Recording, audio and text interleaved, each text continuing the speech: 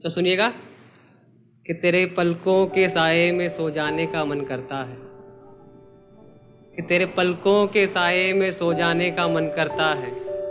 कुछ तेरी कुछ मेरी सुनने सुनाने का जी करता है।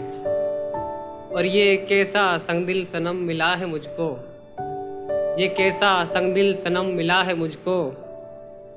मैं उसके साए को ना छू लूं इसलिए आंखों में काजल लगा कर रहता है।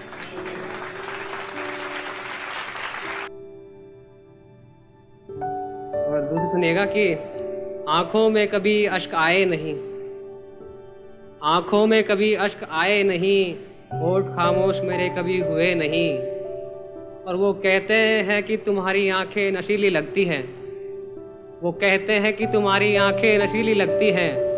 अब उन्हें कौन बताए कि हम कई रातों से सोए नहीं।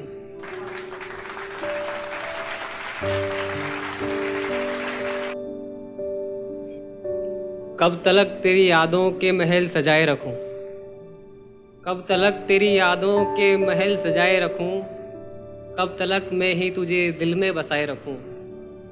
अब तो ये महल भी मुझे वीरान सा लगता है, और तेरे सपनों में आने की हिमाकत करूं तो करूं कैसे, तेरे सपनों में आने की हिमाकत करूं तो करूं कैसे।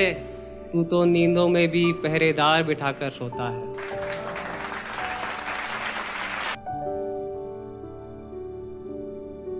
अगला सुनिएगा कि एक दिन तुझे ये समझ आएगा, एक दिन तुझे ये समझ आएगा, पता मेरे दिल का फिर से तुझे याद आएगा।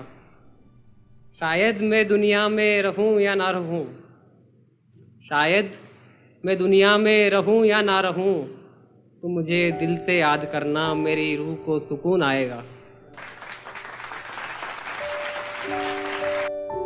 तो कुछ शेर लिखे हैं, किसी और के अल्फाज हैं, ख्याल मेरा किसी और ने अल्फाज ऐसे दिए कि अब वो इस आशिक की आशिकी समझने लगी है, अब वो इस आशिक की आशिकी समझने लगी है। चलो अच्छा हुआ विक्रम, वो तेरी शायरी समझने लगी है।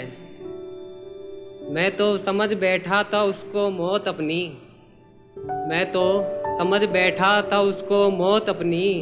वो पागल है जो मुझे अपनी जिंदगी समझने लगी है।